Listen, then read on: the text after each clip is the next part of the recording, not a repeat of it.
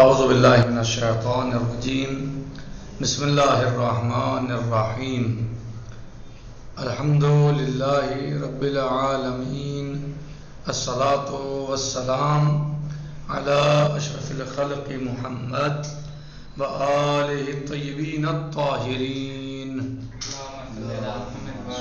عجل فرجہم۔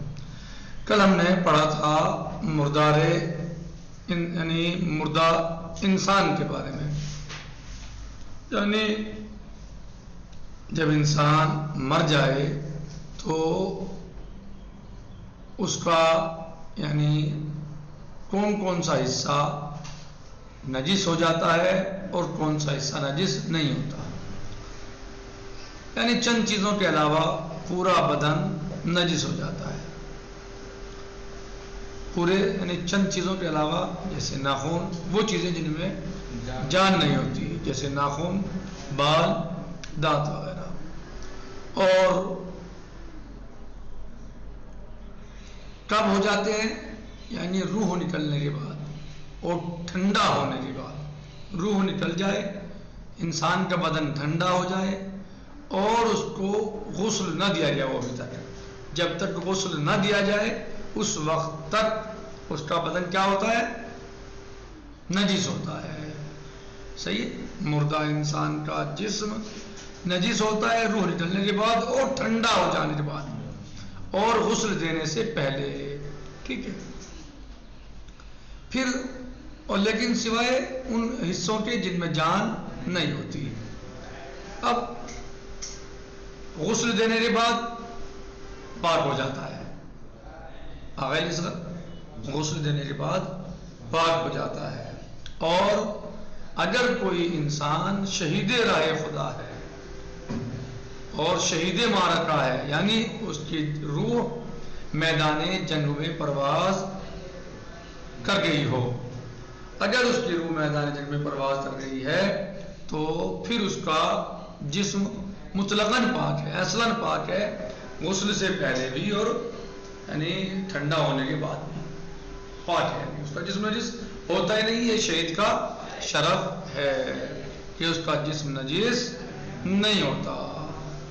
بھلے یہ بات ہماری کل کی تھی۔ آج ہم بات کر رہے ہیں، دیکھ رہے ہیں مردار حیوان کے بارے میں، یعنی جو جانور ہیں وہ اگر مر جائیں تو وہ نجس، کون کون سے جانور ہیں جو نجس ہو جاتے ہیں اور کیا نجس ہوتا ہے، کیا سارے اعضاء ان کے نجس ہو جاتے ہیں یا ان کے بھی کچھ اعضاء ایسے ہیں جو نجس نہیں ہوتے، یا کچھ چیزیں یعنی جسم کے کچھ حصے۔ کہہ رہے ہیں مردار حیوان اگر جانور مر جائے، مردار حیوان حیوانی کے خون جہندہ نہ دارد پاک است مانند ماہی، ان جانوروں کا مردار تو واضح ہے نا، آپ سمجھتے ہیں ہاں، ان جانوروں کا مردار یا ان حیوانوں کا مردار کہ جو خون جہندہ نہیں رکھتے، خون جہندہ نہیں رکھتے یعنی ایسا خون ان کے یہاں نہیں پایا جاتا کہ اگر اس کو ذبح کیا جائے تو وہ چل کر نکلے، یعنی ان کے یہاں خون جہندہ نہیں ہے، تو کیا ہے؟ پاک ہے۔ اگر ایسا جانور مر جائے کہ جو خون جہندہ نہیں رکھتا تو اس کا مردار کیا ہے؟ پاک ہے۔ صحیح؟ جیسے ماہی یعنی مچھلی، کیونکہ ماہی خون جہندہ نہیں رکھتے تو اس کا خون مردار پاک ہے۔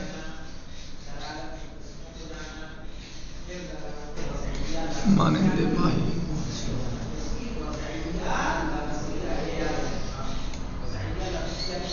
مردار حیوانی۔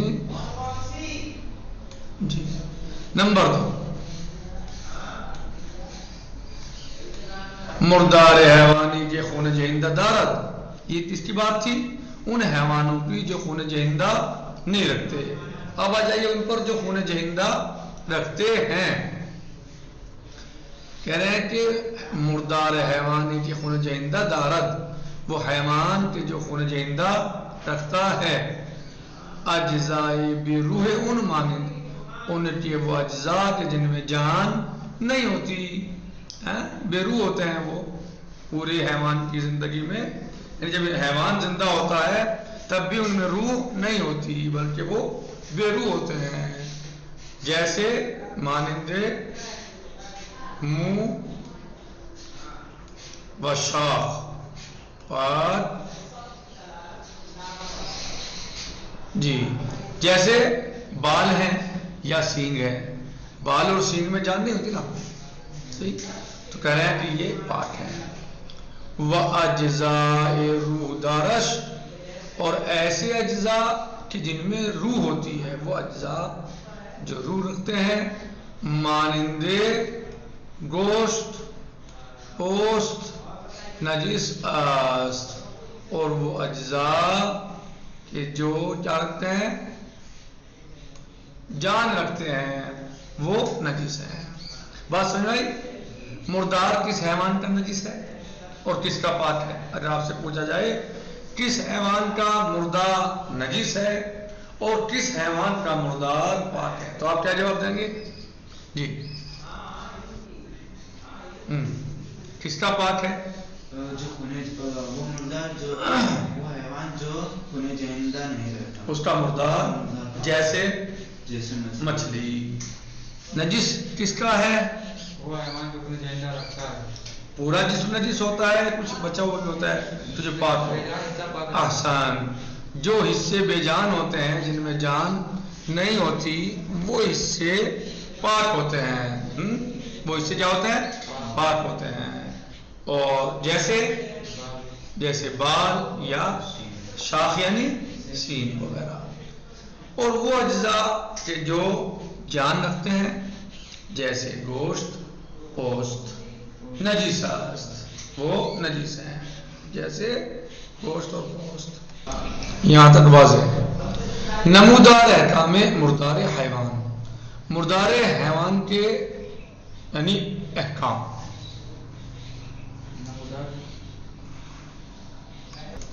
یعنی آپ کہہ رہے ہیں کہ خلاصتاً ہی دیکھ لیجیے آپ کہ کون سے جانور کے مردار بالکل نجس ہیں اور کون سے جانور کے مردار مثلا نجس نہیں ہے، اور کیا نجس ہے اور کیا نجس نہیں ہوتا۔ مثلا کہہ رہے ہیں کہ مردار حیوان، یہ دیں خلاصہ دیکھ رہے ہیں کتاب میں، یہ دیکھ رہے ہیں نقشہ، مردار حیوان۔ اب اس کی دو قسمیں ہیں۔ مردار حیوان دو طرح کا ہوتا ہے، یا تو مردار حیوان یا سگ و خوک ہے کہ اس کے تمام اجزاء نجس ہیں۔ مردار حیوان دو طرح کے ہیں، یا تو سگ و خوک اور دوسرے غیر سگ و خوک۔ نمبر ایک یعنی سگ و خوک، سگ و خوک تمام اجزاء نجس ہیں۔ کتا اور سگ و خوک یعنی کتا اور سور، سگ مانے کتا، خوک مانے سور، تو ان کے تو تمام اجزاء نجس ہیں۔ کیا ہے کہ تمام اجزاء نجس ہیں، کتے اور سور کے تمام اجزاء نجس ہیں۔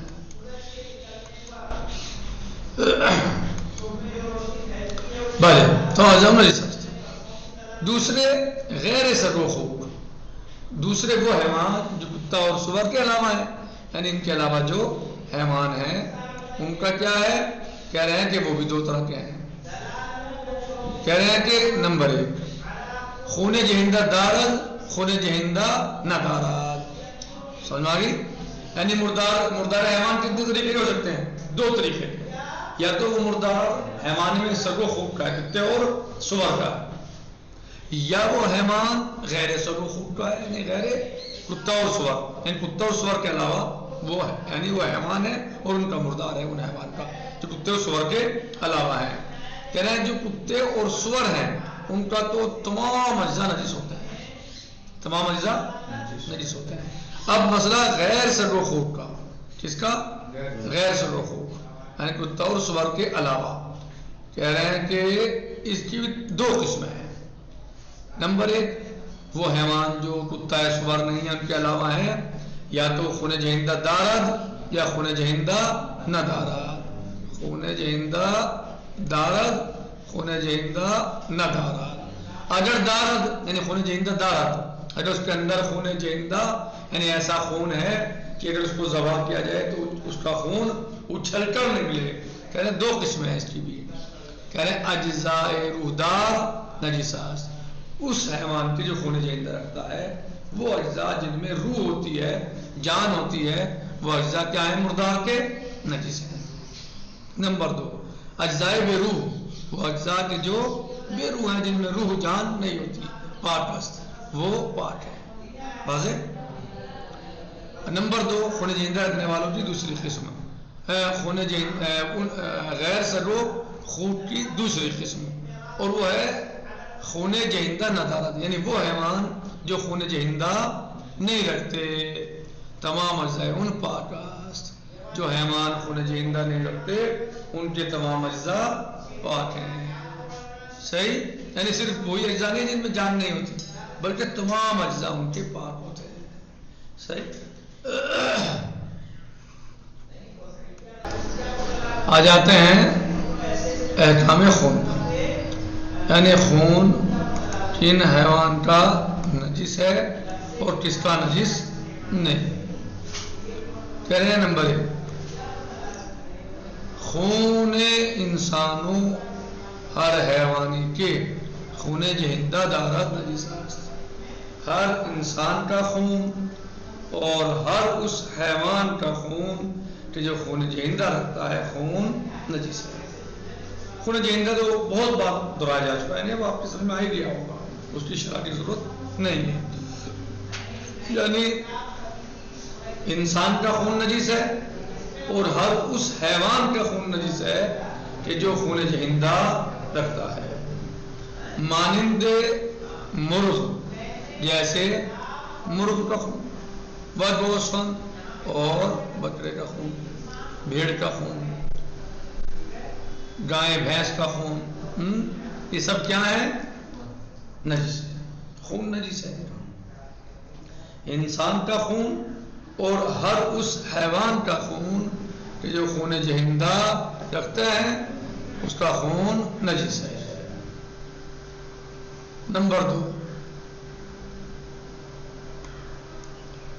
خون حیوانی کے خون جہندہ ندارت پاک است مانند ماہی و پشے، کہہ رہے ہیں کہ ہر اس حیوان کا خون پاک ہے جو خون جہندہ نہیں رکھتا، چاہے وہ حیوان جیسے، یعنی ہر اس حیوان کا خون پاک ہے جو خون جہندہ نہیں رکھتا، جیسے ماہی اور پشے، ماہی یعنی مچھلی، جیسے مچھلی کا خون، جی، جیسے مچھلی، مچھر یا اور اس طرح کی چیزیں جو ہوتی ہیں جو خون جہندہ نہیں رکھتے ان سب کا خون پاک ہے۔ نمبر 3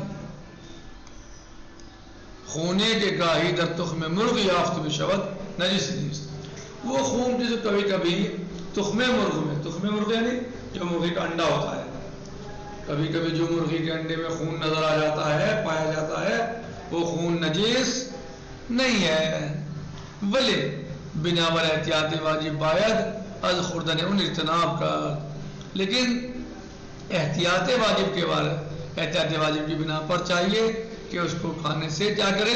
گریز کرے، احتیاط واجب کی بنا پر کھانے سے گریز کرے۔ احتیاط واجب کا مطلب کیا ہے یہاں؟ احتیاط واجب کا مطلب کیا ہوا یہاں؟ فتویٰ ہے ان کا یا نہیں؟ اس میں فتویٰ نقل نہیں کیا ہے نا، بلکہ انہوں نے احتیاط نقل کی، یعنی خون کو تو بتا دیا کہ پاک ہے، لیکن اب جو کھانے کا مسئلہ ہے کیا کہا کہ احتیاط واجب کی بنا پر چاہیے کہ اس سے اجتناب کرے، اس سے نہ کھائے، اجتناب کرے۔ وہ اگر خون را بازردہ تخم مرغ باہم بزند کہ از بین برد، اور خون جو ہے وہ مثلا تخم مرغ میں دیکھے اور پھر اس کے بعد وہ مثلا جیسے ظاہر کر دے ہیں تو کیا خوردن زردہ ہمانے ندارا، یعنی وہ خون ختم ہو جائے، صاف ہو جائے تو پھر خوردن زردہ ہمانے ندارا، تو زردی کے کھانے میں کوئی حرج نہیں ہے، مانع نہیں ہے۔ واضح؟ خونے کے از لالائے دندان یعنی لسے میں آئے اگر بآب دهان مخلوط شده و از بین برود پاک است و در اون صورت فرو بردن آب دهانم اشکال ندارد۔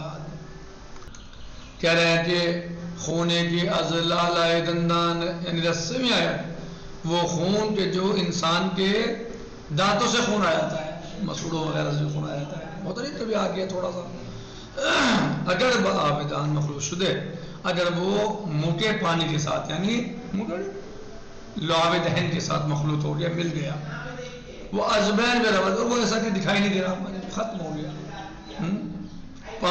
پاک ہے، یعنی وہ تھوک میں مل گیا، لعاب دہن میں مل گیا تو اب وہ کیا ہے، اور اب وہ ہے کہ نظر نہیں آ رہا ہے، ختم ہو گیا ہے منہ کے اندر سے، پاک ہے، وہ در ان صورت پرورتن آب دہان ہم اشکال ندارد، اور اس صورت میں اس حالت میں جو لعاب دہن ہے اس کو اندر لے جانا بھی کوئی اشکال نہیں رکھتا، یعنی اس میں بھی کوئی اشکال نہیں ہے۔